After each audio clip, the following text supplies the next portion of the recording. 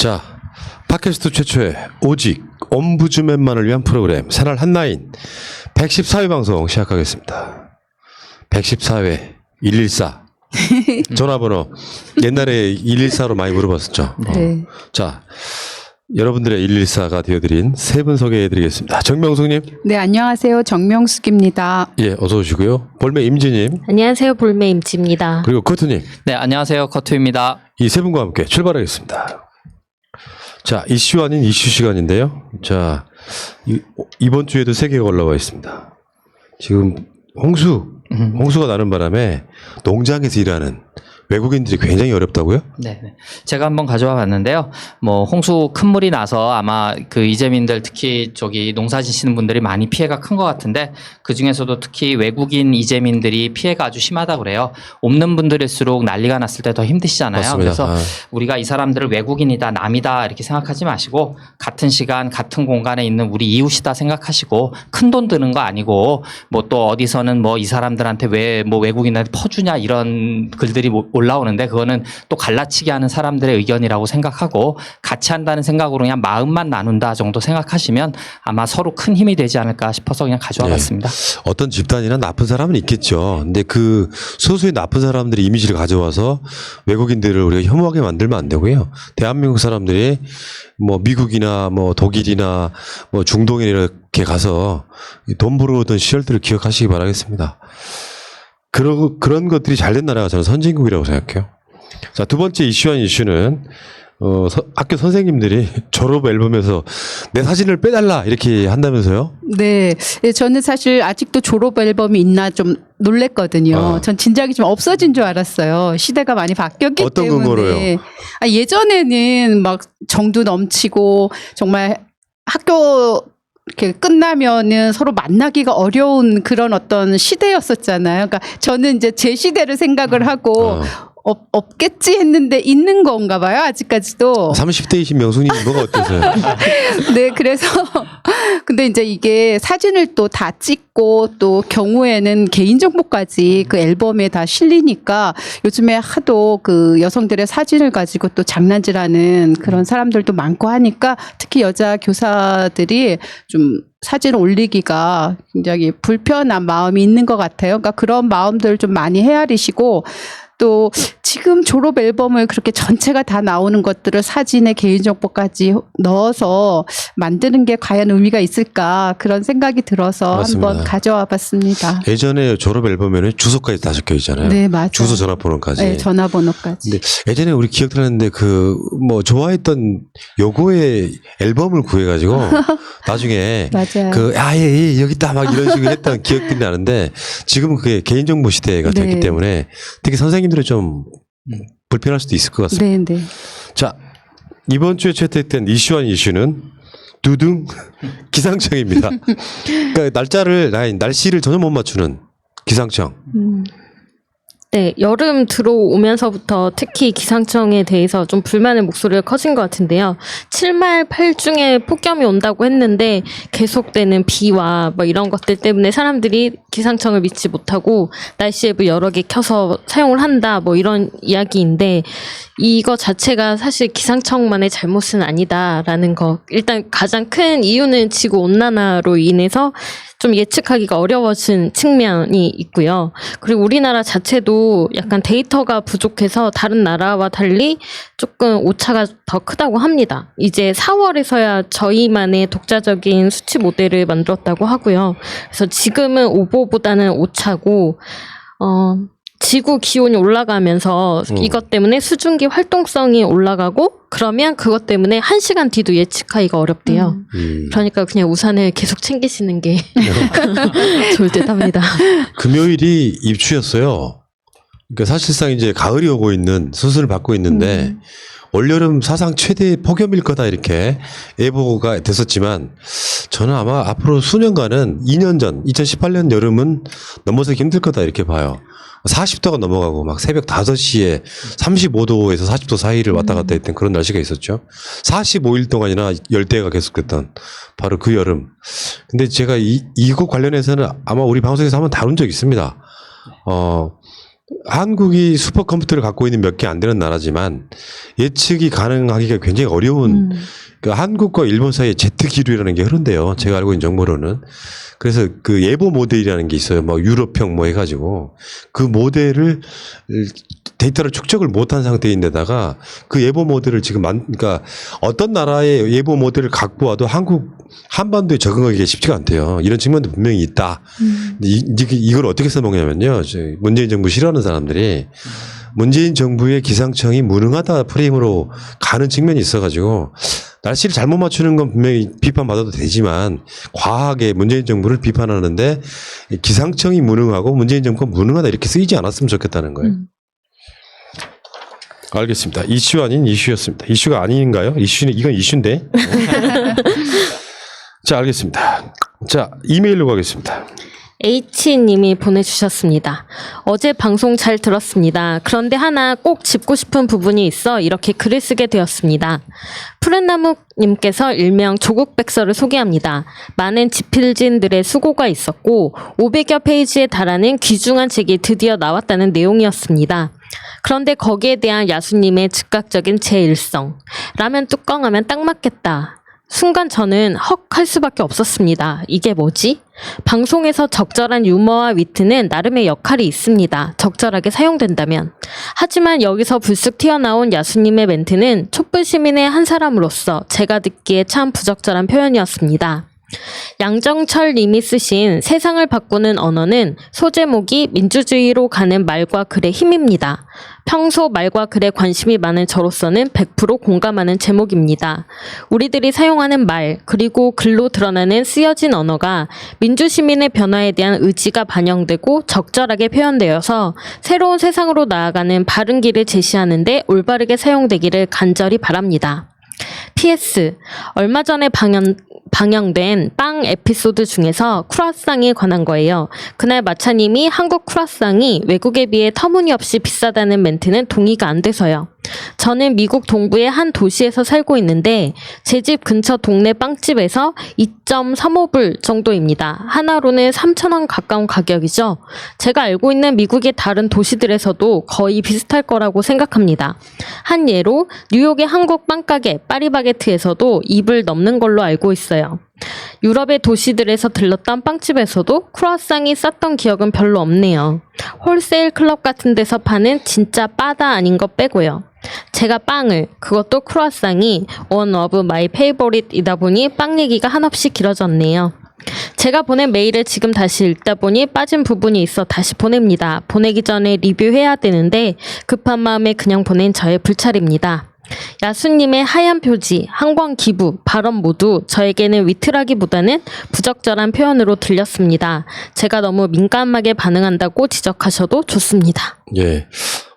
공감합니다. 근데 이제 이런 측면이 있습니다.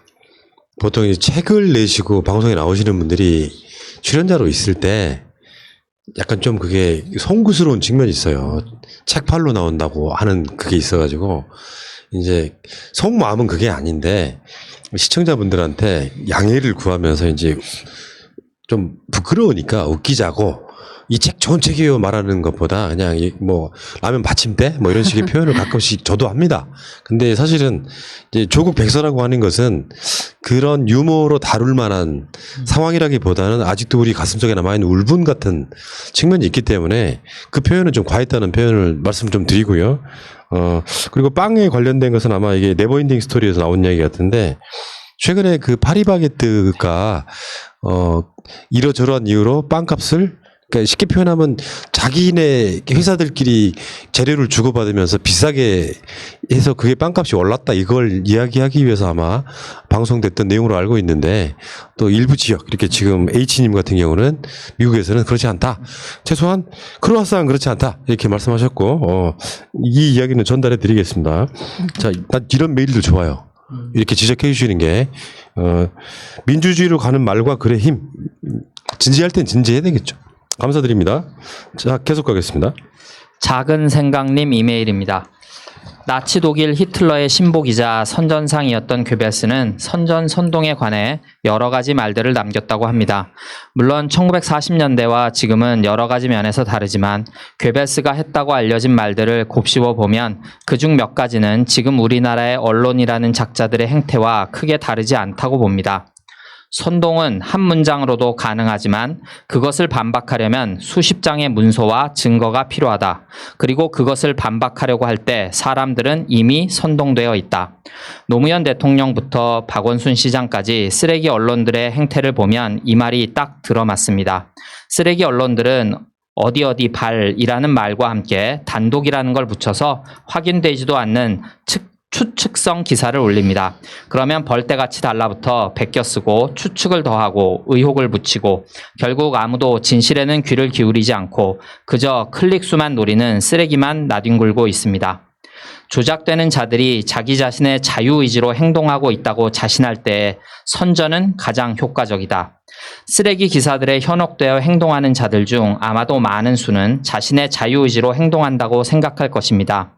대표적으로 태극기 모독 부대 등을 들 수 있겠죠. 물론 뭘 연구하는지 도대체 모르겠는 가로세로 연구소처럼 오로지 돈이 목적인 곳은 제외하고 말입니다. 갑자기 괴벨스 얘기는 왜 하느냐고 묻는 분들이 계실 겁니다.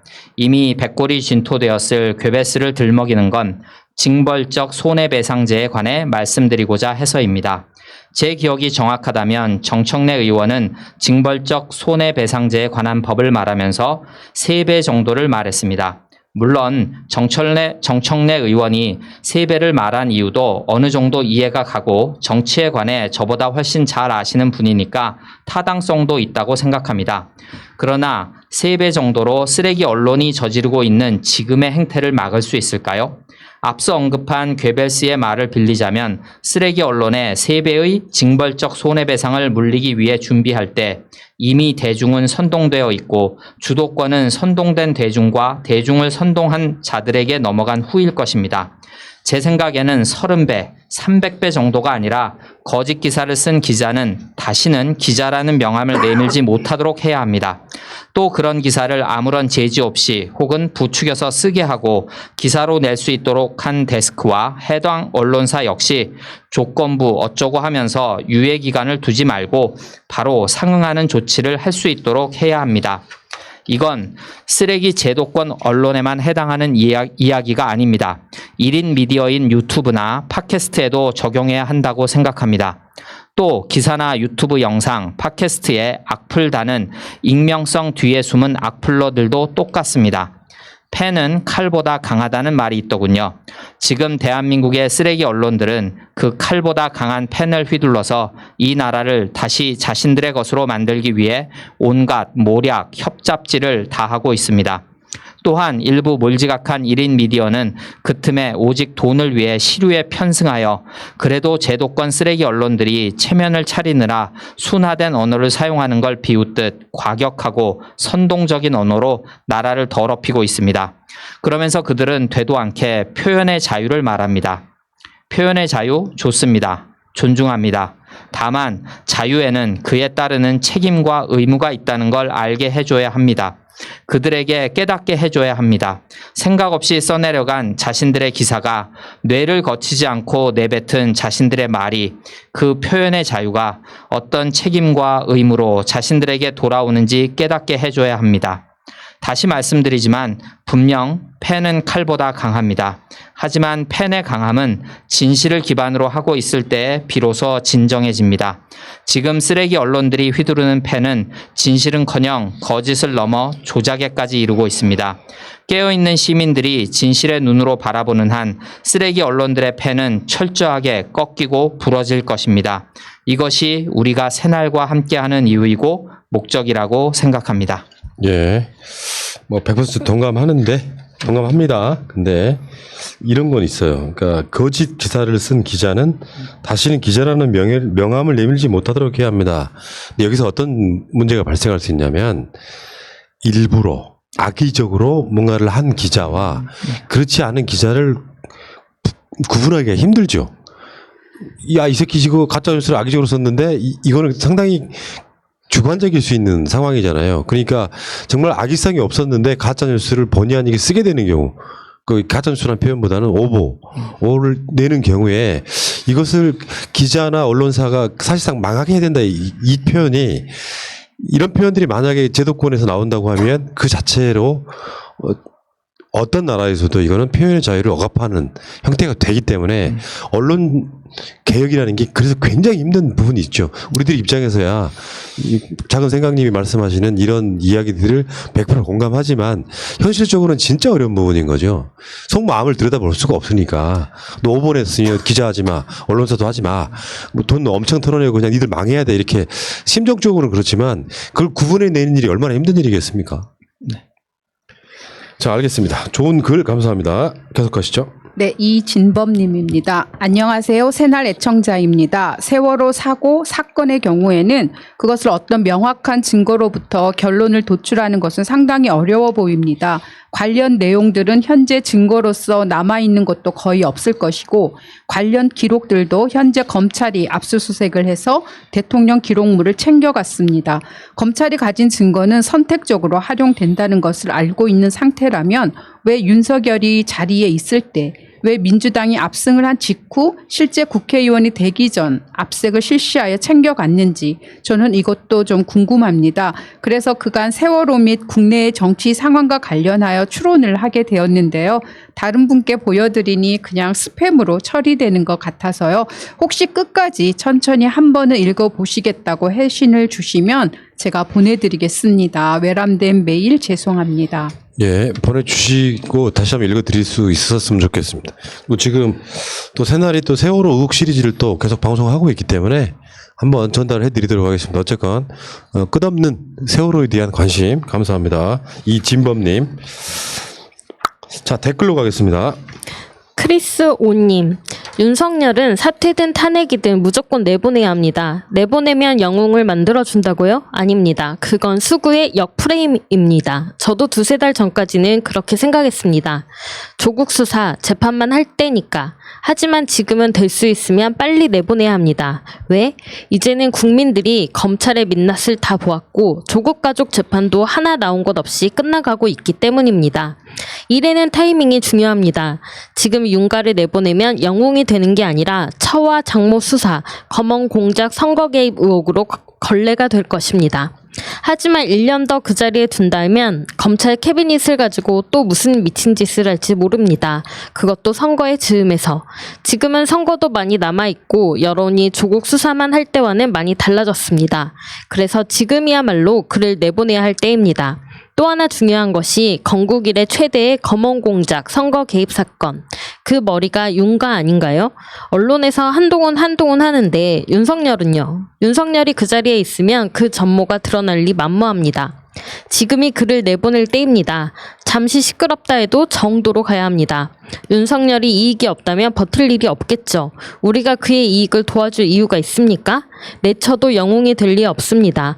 어차피 30% 수구는 있는 것인데 쓸데없는 걱정으로 국가의 정의와 대사를 그르쳐선 안 됩니다. 또다시 후회해선 안 됩니다. 예, 공감합니다. 계속 가시죠.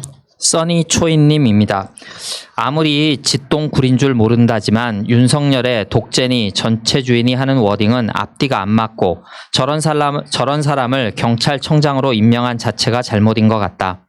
하지만 그로 인해 적폐가 드러났으니 아이러니하고 어쨌든 윤가로 인해 검찰은 없어져도 되는 공무원 조직인 듯하다. 김정례님, 한동훈은 당연히 구속 수감해야죠. 법을 지켜야 할 한동훈이 공무집행을 방해했는데 왜 구속을 안 합니까? 전문선님, 한동훈 일을 어떻게 하는지 국민들이 지켜보고 있다. 검찰은 검찰답게 공정하게 처리해야 한다. 바닥을 치고 있는 검찰을 국민들이 지켜보고 있다. 김영조님, 중앙지검을 정말 국민들에게 믿으란 말인가? 수사를 제대로 하지 못하였다는 것은 변명으로밖에 들리지 않는데 일반인 같으면 이것이 가능한 것인가? 깨국민들을 우롱하는 것이 아닌가? XLA님, 정권의 일개 부속기관인 검찰의 쩔쩔매면 맬수록 미통당과 검찰 그리고 언론들은 더욱 독재라고 미친 듯이 떠들어댈 것입니다. 대통령한테 신발을 투척한 인간을 감싸고 도는 하태경에게 독재란 무엇인지 한번 물어보고 싶습니다. 금요일 날 법무부가 추미애 장관이 검찰 인사를 단행했는데 윤석열 밑에 있는 대검의 부장들이 대부분 다 바뀌었어요. 인사권으로 보여주는 거죠. 당신 잘못하면. 반대로 말하면 윤석열은 임기제 총장이기 때문에 당신들이 윤석열 보좌를 잘못한 거야라고 책임을 물은 걸 수도 있거든요. 그리고 윤석열 바로 밑에 있는 대검 차장검사에는 윤석열과 대척점에 있던 법무부 검찰국장 출신의 조남관 검사가 올라가는 여러 가지 시스템으로 할 수밖에 없는 게 분명해요. 그러니까 이게 잘못 쓰이면은 아까 언론개혁이랑 비슷한 구조가 될 수 있습니다. 강제로 그만두게 만들었으면 좋겠지만 그거는 본인의 선택의 몫이고요. 임명권자의 뜻이 우리는 수사하지 말라 이런 뜻이 아니라 공정한 수사, 검찰 개혁 이런 미션을 준 검찰총장이 그대로 하지 않고 뭔가 어긋나고 있다고 하면은 법에 정해진 대로 인사권을 씀으로써 윤석열 총장이 실제로 자기랑 가까운 사람들만 사바사바해서 검찰을 끌어가는 그런 걸 용납 못하겠다 이런 거에 가까운 거거든요. 저는 국민들의 어떤 분노, 우리가 방송으로 하는 이야기도 마찬가지겠지만 이 분노들이 계속해서 사실상 검찰 개혁으로 가고 있는 것입니다. 국회에서 만드는 법 이것도 중요하고 실제로 법에 정해진 인사권을 통해서 검찰총장이 잘못하고 있음을 계속 메시지를 내는 것도 중요하다 이렇게 저는 봅니다. 자, 알겠습니다. 계속하시죠. 네, 박문섭님. 대한민국 검찰은 경비까지 모두 교체해야 됩니다. 수인사님. 검찰개혁하면서 검찰이나 판사들 벌금 100만 원 이상 판결 받으면 변호사 개업을 못하게 하면 안 됩니까? 김석웅님. 일반적으로 시민들은 1심에서 끝입니다. 변호사 비용도 부담이지만 인지대를 비롯한 절차가 너무 복잡해서 항소 포기가 거의 대부분입니다. 그래서 유전무죄, 무전유죄라는 말은 적합한 말입니다. 거대 담론에서 검찰 개혁이 된다고 하더라도 미세하게 살필 부분이 어마어마합니다. 후속 법안이 더 중요합니다. 문영춘님. 진혜원 부부장 검사의 말입니다. 검찰청법 시행령 6대 범죄 수사권 막아야 합니다. 수사는 경찰이, 기소는 검찰이, 판결은 법원이 하는 것이 맞습니다.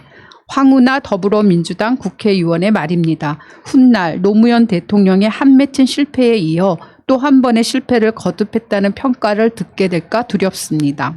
예. 사쿤탈라님. 하루빨리 검경 사건 책임제 했으면 합니다. 경검 재판 후 조작 혹은 매수 인맥으로 짜고 치면 재판 결과와 다르게 나중에 진실이 밝혀지게 되면 검사 담당 형사 자격을 파면하는 법이 만들어지면 좋겠습니다. 예.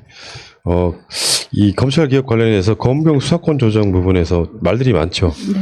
아직도 검찰에게 너무 과도한 이 권한이랄까요? 권력이 주어졌다 이렇게 비판하시는 분들이 있습니다. 자, 어쨌건 저도 일관된 주장입니다. 수사는 경찰이 하는 게 맞고요. 기소는 검찰이. 그러니까 검찰은 기소하는 공무원. 그리고 판결은 재판은 법원이 하는 것이 맞다. 자, 대한민국만큼 이 검찰에게 일방적으로 권력이 주어진 나라는 없습니다. 단적으로 말씀드렸어요. 자, 계속 가시죠. LHW0125님. 독재와 전체주의를 배격하는 진짜 민주주의를 씨부리는 윤석열이나 조국, 송철호, 윤미향 등 권력 수사 되살려야 한다고 부추기는 미통당이나 뭐가 다르지? 미통당이 그렇지 뭐. 초록은 동색이지. 서로 북치고 장구치고 장단을 아무리 맞춰도 별 관심 없다. 아직도 민심을 헤아리지 못하는 느그들, 검찰, 보수 언론, 보수 야당, 진보인 척하는 언론, 보수를 가장한 야당 무리들 참으로 역겹다. 검찰개혁 제대로 하라고 힘을 실어준 국민과 국민이 권력을 위임해준 대통령을 쌩까고 조국 장관이나 정경심 수사 과정에서 수십 차례 압수수색을 했음에도 불구하고 재판 과정에서 제대로 된 증거 하나 제대로 제시 못하면서 판판이 깨지고 있는 작금의 상황. 무수히 고발이 된 남모 씨나 패트 수사에 대해서는 침묵하고 있는 검찰과 그런 검찰에 대해 아무런 이의 제기도 하지 않는 미통당의 입장이 검찰과 뭐가 다르지? 칼잡이 귀환을 환영한다고?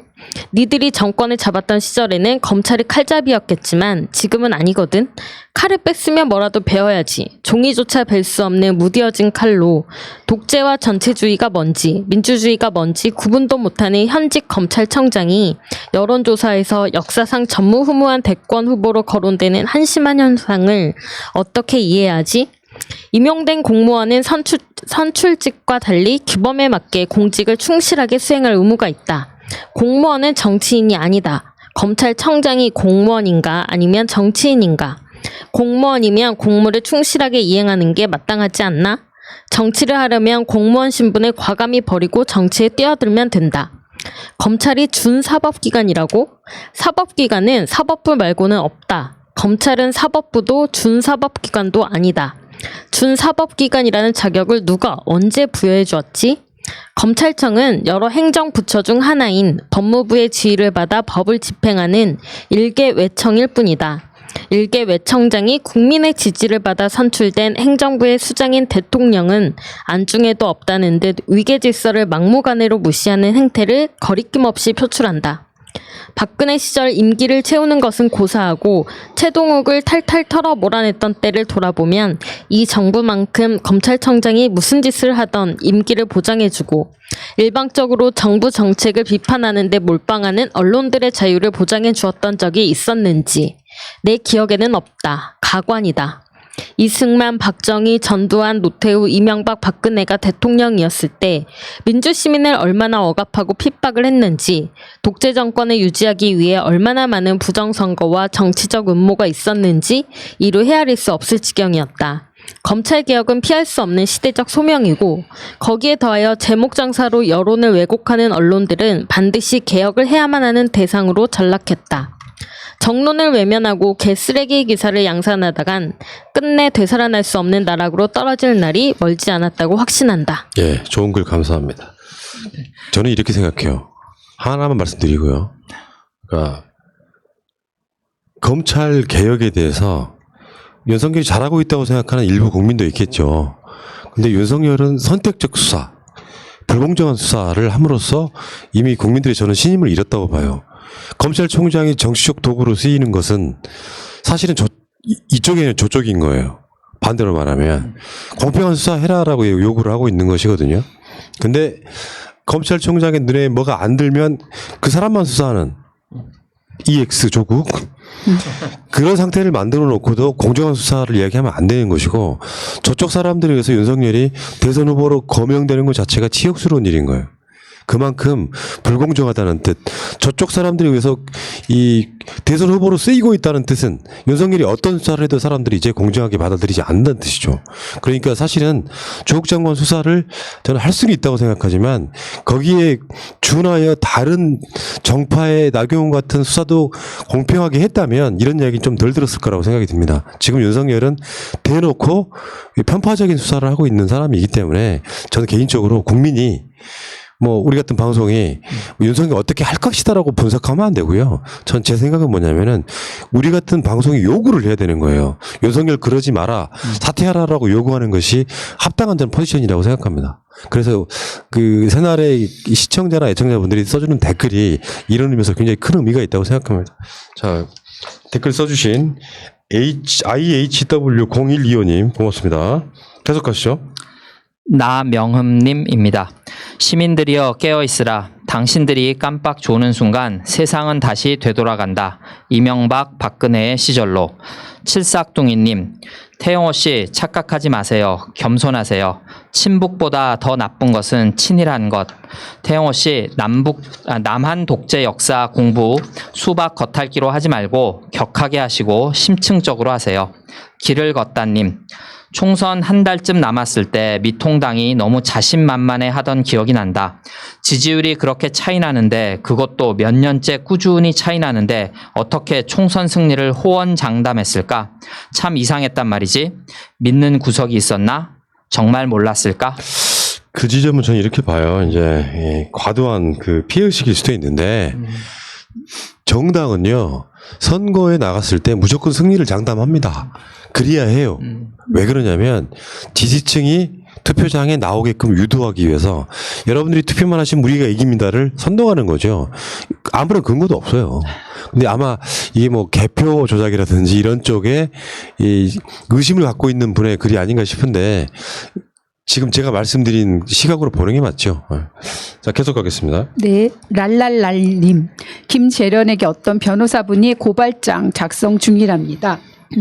이 시점에서 우리가 할 수 있는 일이란 패널의 제안처럼 여성의 전화와 김재련에게 항의 전화하는 것입니다. 침묵은 김재련과 여성 단체가 원하는 것 아닐까요? 경찰도 반드시 대질 신문과 거짓말 탐지기 수사를 진행해야 합니다. 한때 여성의 전화를 후원했던 사람으로서 깊은 자괴감을 느낍니다. 히피히피1님.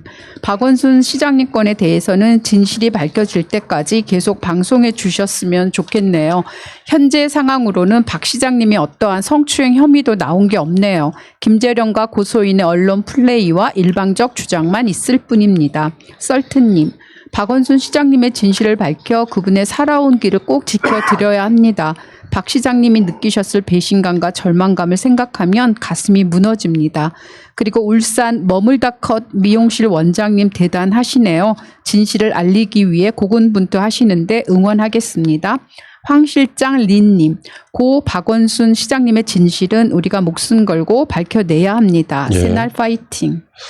자, 박원순 시장님에 관련해서는요, 말씀하신 것처럼 뭐 정보가 나오는 대로 끝까지 한번 이야기해 볼 건데 첫 기자회견할 때 그 비밀 대화 초대했다는 그것이 박원순 시장님이 고소인을 성추행한 증거라고 보여줬었거든요. 근데 이게 굉장히 여론에 부담이 있는 것이기 때문에 그 이상 나오긴 사실 힘들어요. 직접적인 증거라고 하는 게 대개 이 피해자라고 주장하는 분의 주장이 뭐랄까요, 피해의 증거일 수밖에 없는 상태예요. 그러니까 비밀 대화방에 초대를 했다는 것이 성추행의 증거라고 내밀 정도면, 왜냐하면 지금 반대쪽에서는 야 진짜로 성추행했다는 증거를 보여줘 하고 있는데 못 보여주고 있는 건 지금 현재로서는 뭐 고소할 때 다 제출했다 이야기는 하는데 그 이상 증거는 나오기 힘들다고 저는 봅니다. 제가 다시 한번 말씀드리지만 박원순 시장님 같은 인격을 가지신 분이 돌아가시면서조차 고소했다고 하는 비서에 대한 언급이 없잖아요. 그것은 인정하지 않는다는 뜻입니다. 저는 그 분노감과 배신감의 표현이 지금 극단적 선택으로 나타났다고 보는 사람이기 때문에 그 진실을 알리기 위해서 무슨 말을 해도 2차 가해가 되는 김재련 변호사를 누군가가 무고로 고발을 했더니 그걸 2차 가해라고 이야기를 합니다. 제가 그래서 한 말이 있어요. 진실을 밝히는 것도 중요하고, 그래서 어떤 이 반론도 허용되지 않는 것이 과연 합당한 미투 운동인가에 대한 근본적인 질문을 한번 해봐야 된다 이렇게 생각합니다. 자, 계속 가겠습니다. JS님, 저 떡볶이 대표는 교회에서 세뇌당한 인간일 뿐입니다. 무식이 신앙심과 합쳐져서 눈에 뵈는 것이 없는 상태입니다. 저 인간은 지금 본인이 하나님을 위해 사탄과 싸우고 있다고 굳게 믿고 있는 중입니다. 교회 문제를 얕보면 안 됩니다. 교회 설교 시간에 공산당 빨갱이 소리하고 난리도 아닙니다. 미국도 우리나라도 교회가 좀비 양성소이고 나라 망치는 주범입니다. 써니치님, 중국 공산당도 떡볶이 사장 고소해야겠다. 중국으로 범죄인 인도하면 볼만하겠네. 그리움님, 누구는 독재라 외치지만 민주주의이긴 한가 봅니다. 뭔 말만 하면 사과하라고 그러는 거 보면 맞는 말에도 사과하라 하고 소설 쓰네 맞는 말인데 없는 것을 머리로 상상해서 쓰는 게 소설인데 아닌 사실을 생각해서 말하니 소설 쓰네. 맞는 말인데 도대체 뭘 서가라는 건지. 예, 그 소설의 부정적인 의미를 줬다 이런 건데 어처구니가 없어서 역대급 코미디가 아니었을까 싶어요. 계속 가시죠. 제이인님입니다. 이번 부동산 조치에 따른 사람들의 걱정도 있습니다. 여기에 후속 조치가 반드시 있어야 할 겁니다. 월세가 되어도 불안하지 않을 후속 조치요. 당과 정부가 반드시 여기에 대한 불안감을 해소해야 할 겁니다. 바른 역사님, 많은 사람들이 전세 없어질까 걱정들 하시는데요. 매매가가 잡히고 전세가가 매매가를 넘는 역전세가 되면 돈 있는 집주인들은 전세 빼주고 월세로 돌리겠죠. 반대로 갭 투자하는 집주인들은 전세금 반환할 능력이 될까요? 월세로 못 돌릴 거예요. 그리고 후속 법안 다 계획하고 있을 겁니다. 근데 이 이야기는 진짜 중요한 부분이에요. 지금 은행 금리가 너무 낮기 때문에 돈이 있는 분들은 당연히 월세로 돌리겠죠. 근데 돈이 없기 때문에 계속 전세를 유지하고 있는 분들이 대부분일 거라고 생각해요. 그 실제로 월세 전환율은 굉장히 미미할 거다. 근데 이걸 선동을 했잖아요. 윤희숙 미래통합당 의원이. 이거 곱씹을수록 기분이 나쁘거든요, 지금. 그래서 많은 사람들이 대한민국 사회에서 현실적으로 전세를 더 선호하니까, 근데 그 전세를 받았을 때 어떻게 반대로 한번 생각해 보실래요? 전세를 받았을 때 집주인들이라고 하는 게 은행 이자가 거의 없기 때문에 그 돈으로 할 수 있는 일이라는 게 은행에 돈을 넣어놓는 게 아니라 다른 방식으로 어딘가에 투자를 하거나 뭐 이렇게 썼겠죠. 이런 상황에서 이게 임차인을 걱정해 주는 건지 임대인을 걱정해 주는 건지 모를 것 같은 애매모호한 이런 상황들이 분명히 있단 말이죠. 또 저는 윤희숙의 그 국회에서 5분 발언은 정말 대국민 상에 가까웠다고 생각해요. 계속 가시죠. 예. 남박상현님, 투기는 범죄가 맞습니다. 왜냐? 투기는 후손들이 가져야 할 부를 가불로 땡겨와서 현 세대의 사람들이 축적하는 것이기 때문입니다. 외상하고 가불했으면 그 사람들이 갚아야지. 후손에게 전가시키는 게 범죄가 아니고 뭡니까? 50년에 걸쳐서 10배 올라야 할 집값이 5년에 걸쳐서 10배 오르면 20년, 30년, 50년 후에 후손들은 어떻게 되는 겁니까? 또한 전기, 수도, 가스, 의료보험 같은 공공재를 특정 집단이 장악해서 횡포를 부리면 욕할 거면서 왜 집에 대해서만큼은 관대합니까? 자본주의를 지키기 위해서라도 투기는 근절시켜야 합니다. 20년 전과 지금과 20년 후를 생각해 보세요. 그래도 빚을 낼지언정 20년 전에는 자식에게 집을 사주고 결혼을 시키던 독립을 시키고 너희가 나중에 갚아서 살아가라는 말이 가능했습니다. 지금은 50대가 자식에게 집을 사준다는 건 어림도 없는 시대가 됐습니다. 그럼 20년 후에는 어찌 되는 건가요?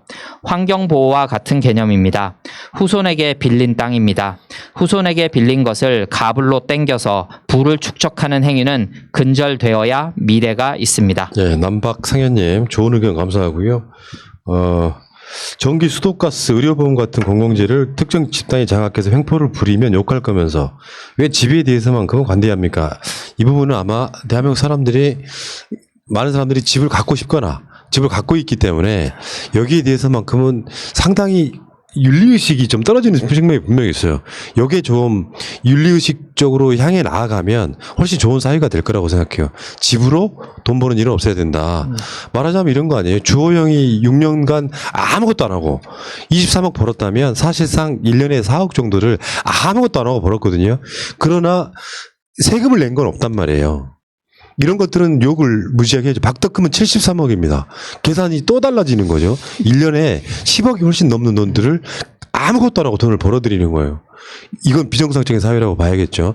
뭐 부동산 문제 때문에 문재인 대통령 지지율이 떨어지고 민주당 지지율이 떨어진다고 하는 이 웃긴 상황. 지금 민주당 저는 힘내라 이렇게 이야기를 하고 싶어요. 자, 계속 가겠습니다. 네.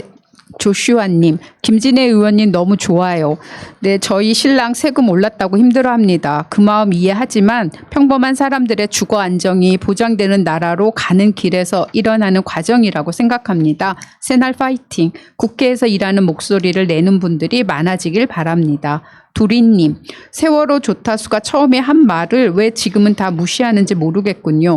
밑에서 올라와서 급변침했다. 밑에서 뭐가 올라오냐? 고래? 잠수함? 잠수함이라면 박근혜 정권이 모든 역량을 동원해서 막지 않았을까? 이명박 때 데자부를 생각했을 거다.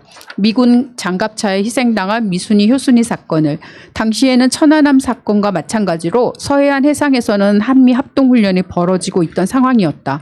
그리고 그날 아침 방송에 사고 지역 인근에서는 해상 사격훈련한다고 지상파에서 방송했었다. 김택수님, 가장 궁금한 것은 맨 처음에 침몰 보고를 왜 국정원에 했는가이다. 조난 신고를 국정원에 한다고? 민간 여객선의 침몰이 국가 안보에 직결되는가? 그럼 침몰의 원인이 국정원에 있는가? 침몰의 배후가 국정원인가? 그럼 침몰의 목표는 무엇인가? 학생 300명의 희생인가? 아니면 뭘까? 예, 지금도 굉장히 많은 미스테리로 남아 있죠. 국정원의 뭐 전현직 직원들의 모임인 뭐 양우회 같은 데서 세월이 투자했다는 이야기도 있었고요.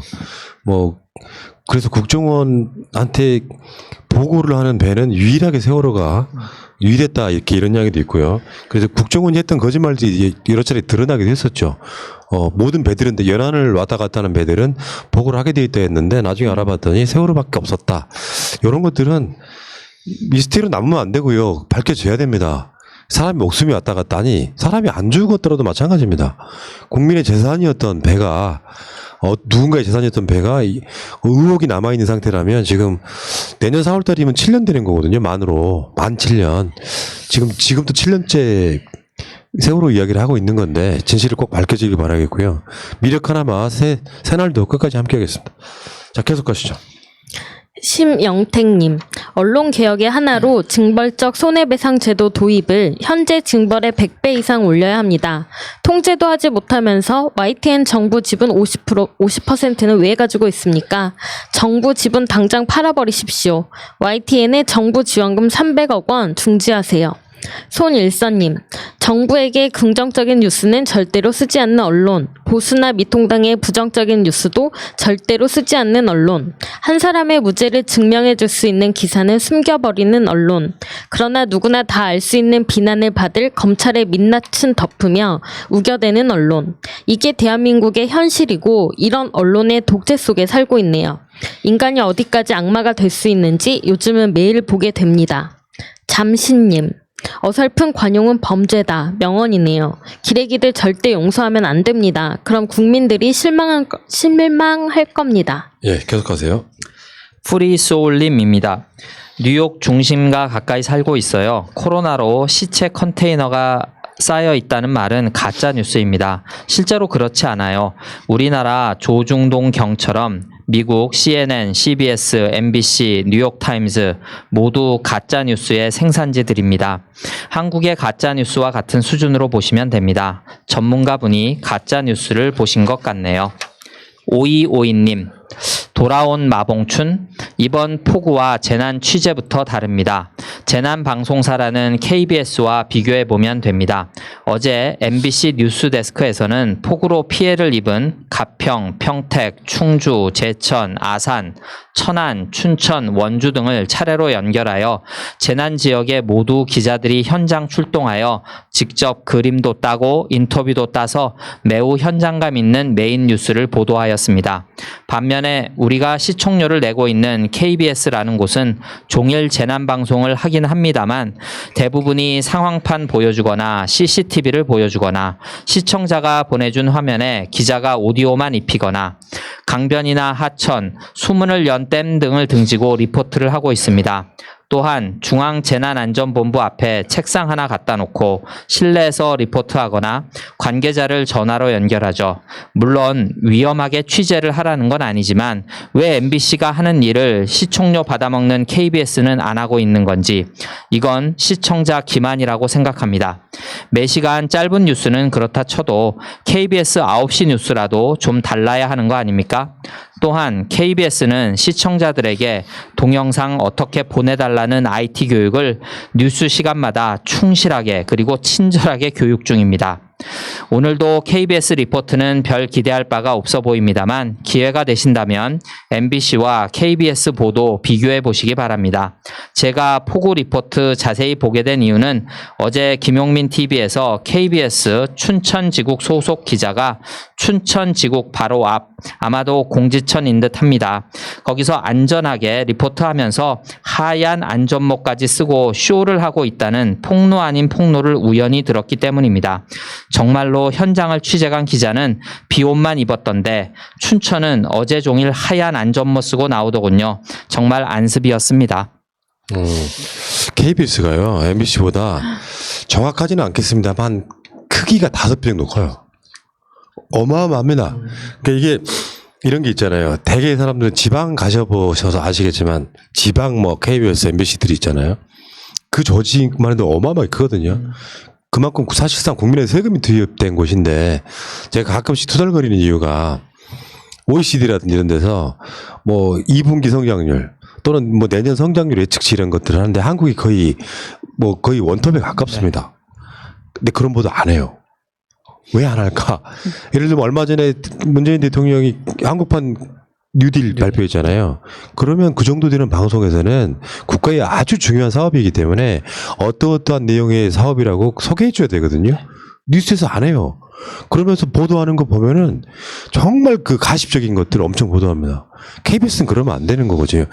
그러니까 지금 이게 폭로라고 표현하면 좀 웃기긴 하지만 실제로 그렇게 많은 기자가 있고 방송 지국이 있는 데서 현장에 달려가지 않는 것은 좀 문제가 있는 거죠. 자, 알겠습니다. 계속 가시죠. 네, 도마도님. 세상에는 착하고 무조건 바르고 건실하고 뭐랄까 깨끗한 거 좋아하는 청년들만 있는 게 아니고 자극적이고 이상하고 매운맛 좋아하는 청년들도 있기에 그 감성 잘 파악하는 게 중요합니다.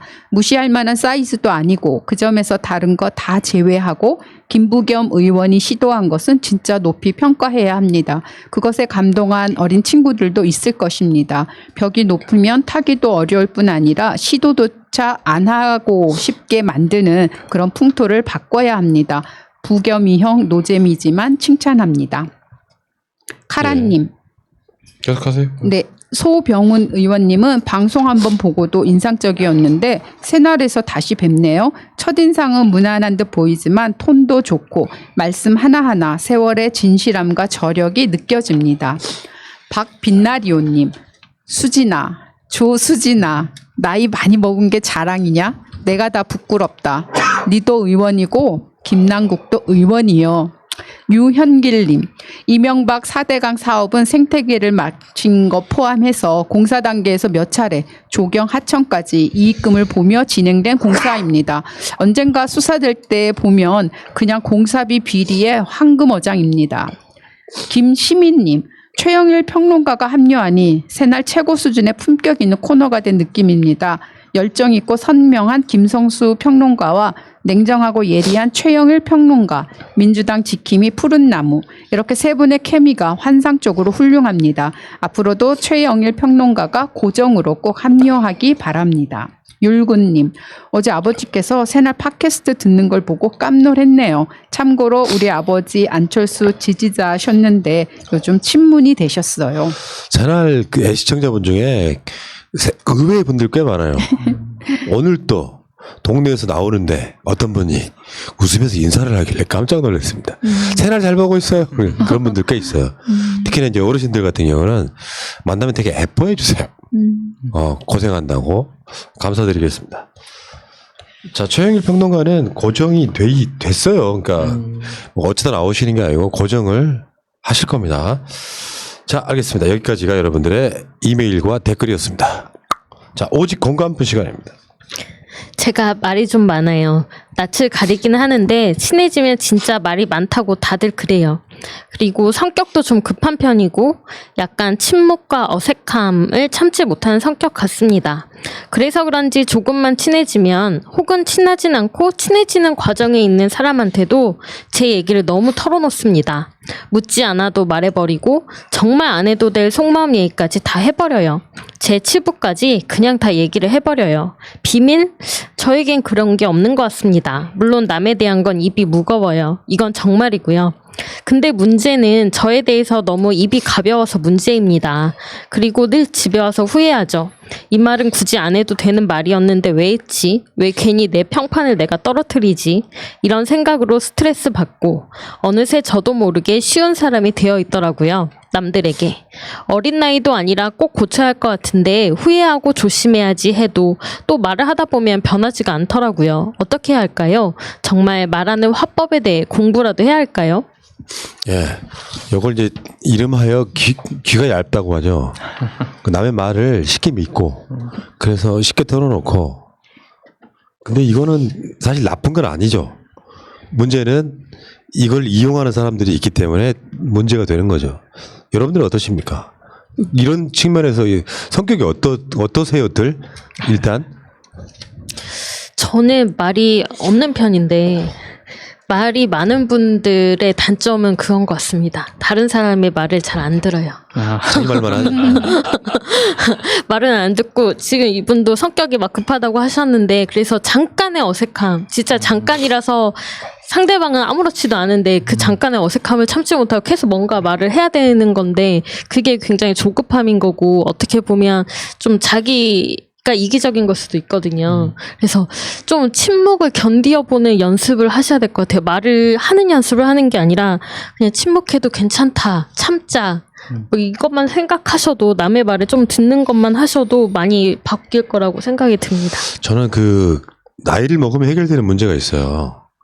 그러니까 에너지가 많을 때는 하고 싶은 말이 많을 때는 말을 막 하다가 요즘에 제가 몸이 늘 안 좋아요 그냥.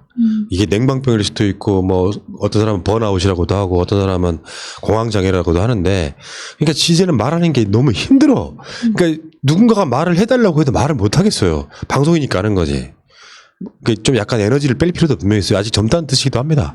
제가 봤을 땐 그렇습니다. 근데 이제 그러니까 말을 많이 하게 되면 지금 말씀하셨듯이 이제 두 가지가 저도 뭘 걱정하시지? 이제 그러니까 여기서 쓴 것처럼 내가 왜 내 스스로의 평판을 떨어뜨리지 혹은 내가 이런 말을 했을 때 개인적인 비밀을 많이 얘기했으니까 뒤에서 남들이 나에 대해서 뭐 수군덕수군덕 하지 않나? 내가 너무 많은 얘기를 해서 뭐 흠잡히지 않나? 이것도 있을 수 있고 두 번째는 내가 다른 사람 얘기를 좀 경청하지 못하고 내가 혼자 떠드는 게 아닌가? 이제 두 가지가 다 문제될 수 있는데 이분은 아마 그 잠깐의 아까 말씀하셨듯이 내가 다른 사람들이 나를 이상하게 생각하지 않나는 너무 크게 걱정하지 않으셔도 될 것 같아요. 그러니까 그걸 걱정하지 말라는 게 좋아서 걱정하지 말라는 게 아니라 그거는 내 얘기를 그렇게 뭐랄까 왜곡해서 이용하고 남 얘기를 좋아하는 사람들의 문제지 그건 내가 말수를 줄인다고 해도 어차피 내 뒷담화는 또 도는 거거든요. 그러니까 그거는 약간 자존감하고 관계된 것 같고 두 번째는 다른 사람에 대한 배려 차원에서 내 얘기를 하는 것보다는 말씀하신 대로 고치려고 하면 누가 내 말을 해서 걱정하는 것보다는 내가 다른 사람 말을 안 듣고 너무 내 중심으로 얘기를 하는 건 아닌지 그 차원에서는 한번 성격을 고쳐보시는 것도 괜찮을 것 같아요. 네. 이런 측면도 있죠. 네네. 사람 성격이 다르기 때문에 어떤 사람들은 말 듣는 거 좋아하는 사람도 있잖아요. 네. 사실 어떻게 보면 할 말이 없는 경우도 있을 수 있겠지만 그게 잘 조화로움 되면 되는 거 아니에요? 4명이 만났는데 다 말하고 싶어 하면 오히려 듣는 걸 좋아하는 사람과 네. 말하는 걸 좋아하는 사람이 잘 조화됐으면 좋겠다 이런 생각도 해봐요. 그걸 단점이라고 표현하기보다는 문제는 이제 여기에 입이 너무 가벼워서 비밀을 못 지킨다는 거잖아요. 입이 너무 가벼워서. 근데 비밀 유지 잘 하시는 편이세요, 여러분들은? 그래서 저는 제 생각에는 웬만하면 그러니까 그래서 저는 그게 잘 안 돼서 조금 너무 이상한 얘기일지 모르겠지만 무거운 얘기일지 모르겠지만 김대중 대통령님이 자로 잰 듯한 화법으로 되게 유명하잖아요. 근데 그분이 이제 감옥에서 인동초라는 별칭을 얻으시고 고생하시면서 늘 쓰신 말씀이 그거래요. 오늘도 말을 너무 많이 했다. 아니 독방에 갇힌 사람이 무슨 말이 많겠습니까? 그런데 자신이 정치 생활했던 걸 늘 반추하시면서 그 사람을 공산주의자로 뭐 빨갱이로 욕했던 사람들을 물론 화도 났겠지만 오히려 본인을 반추하시면서 늘 내가 말이 많았다라는 걸 늘 쓰셨다고 해요. 그런 식으로 조금 뭐랄까 본인을 조금 이제 정리하는 뭐 그런 것도 의미는 있는 것 같다는 생각이 들었습니다. 저 같은 경우는 좀 단계가 있었던 것 같아요. 제가 거의 말을 잘 안 하고 또 사람들하고의 대화를 그냥 가면 좀 주로 듣고 하는 편이었었는데 그거에 대해서 또 많은 분들이 너무 그러는 건 거리감도 느껴지고 또 바람직하지 않은 것 같다. 그리고 어느 시기가 돼서 이제 제가 좀 말을 좀 많이 하게 됐어요. 그게 또 좋긴 하더라고요. 서로 이제 마음을 여는 거니까.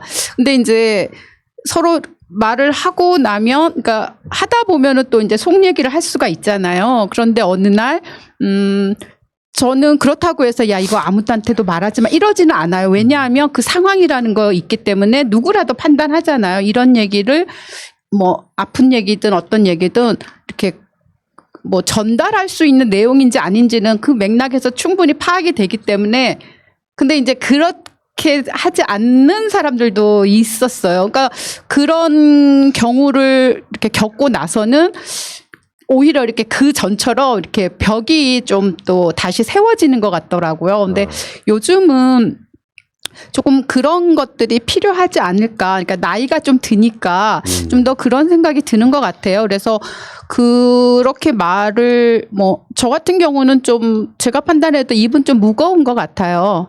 그러니까 뭐 남을 칭찬하고 좋은 얘기 같으면은 널리 알리지만 또 그렇지 않은 경우에는 되도록이면 입을 닫고 있기 때문에 근데 이제 그렇지 못한 센스를 가진 분들하고는 이제 그런 저기하고는 아무래도 이제 거리감을 두게 되고 조금씩 더 이렇게 그런 경우를 겪고 나니까 좀 이렇게 벽을 맞습니다. 또 쌓게 돼서 그게 조금 안타깝긴 한데요.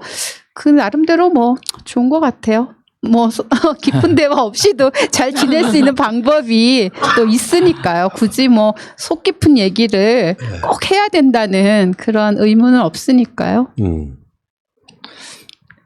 저는 비밀을 잘 지킵니다. 잘 지키고 대화에서 저도 좀 많이 듣는 편인데 들어야 내가 할 말도 생기고 들어야 이 사람이 무슨 말을 하고 싶고 지금 어떤 상황이고 이런 거를 알 수가 있으니까 들어주는 사람이 그 사람의 진심이나 뭐 이런 것들을 말할 수 있게끔 만드는 것 같아요. 네. 이런 게 있거든요. 제가 직원들한테 가장 먼저 강조하는 게 보안이에요, 보안. 그 보안이 어떤 정도가 보안이냐면은 그 사람 성격이 어떻다부터가 보안이에요. 그러니까 직원이라고 하는 그 틀 내에서는 어떤 것도 정보가 되거나 흠이 될 만한 이야기는 밖으로 나가면 안 돼요. 요거는 일반 사회생활과 다른 측면이에요. 그래서 어떤 식으로든지 자기가 알고 있는 정보를 밖으로 말하지 않는 것.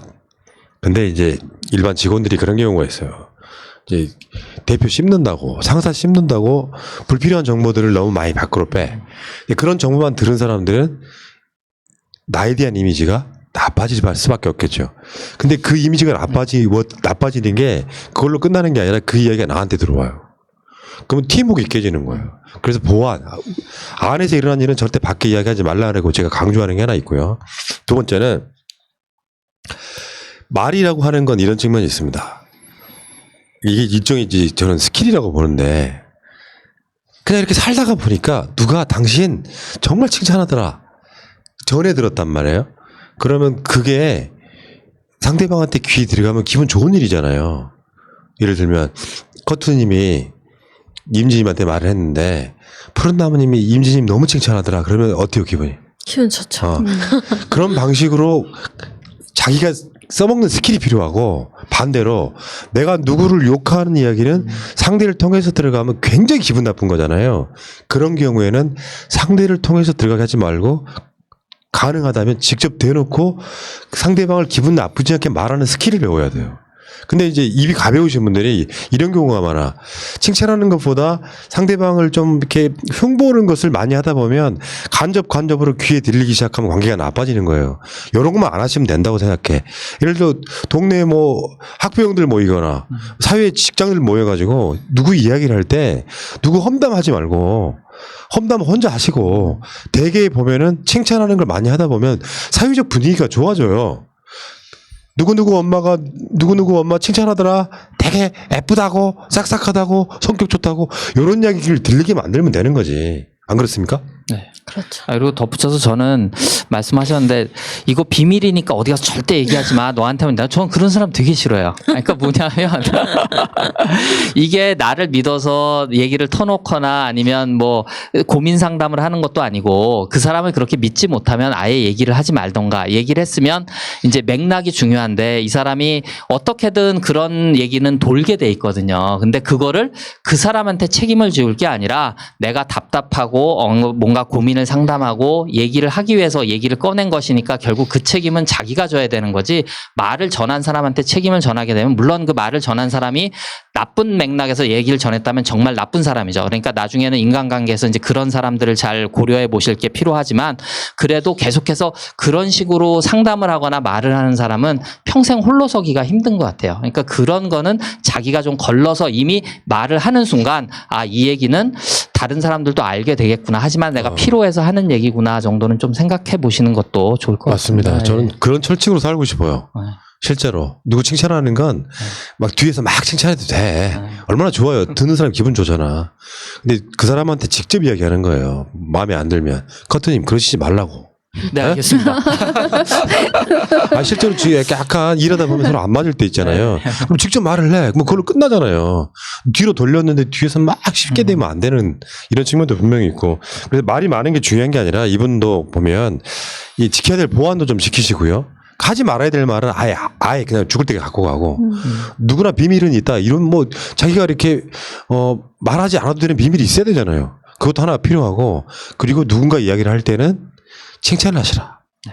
그럼 자기의 빛이 나요. 세계 사람들 그런 거 있잖아. 저 사람이 꼴 보기 싫어 죽겠어. 그래서 이 사람 없는 자리에서 험담을 했어요. 그게 자기한테 덕으로 돌아옵니다. 그래서 누구를 칭찬하시라고요. 그 사람 되게 좋더라. 멋있더라. 이 칭찬 돌려봐요. 얼마나 기분 좋아. 그런 문화 한번 만들어 보시죠. 네. 말이 적고 많고의 문제가 아니라 이 부분은 저는 그런 식으로 좀 해결했으면 좋겠습니다. 자, 알겠습니다. 새날 한나인 114 방송 여러분들이 지금 새날에다가 전화하셔가지고 이러이러한 이야기 하고 싶어요 하셨을 때 그것을 다는 안내를 못 해드리지만 거의 그 퍼센트로 따지면 거의 한 10,000분의 1도 될라나 일주일에 올라오는 글이나 메일 중에 너무 많으니까요. 네. 나머지 궁금하신 댓글들은 다 직접 보시기 바라겠습니다. 자, 새날 한나인 114회 방송은 여기서 마치겠습니다. 다음 주에 뵙겠습니다. 고맙습니다. 감사합니다. 여러분 나가시기 전에 좋아요, 구독 좀 부탁드려요. 감사합니다. 현재로 저들을 물리치자. 바이러스에게는 마스크가 없다. 어서 가자 바이러스보다 먼저. 그러니 내일보다 먼저 가자. 우리들의 희망을 형제이게 하자. 설령 그것이 내일이라 해도 현재로 저들을 물리치자. 바이러스에게는 마스크가 없다. 어서 가자 바이러스보다 먼저. 바이러스에게는 마스크가 없다. 어서 가자 바이러스보다 먼저.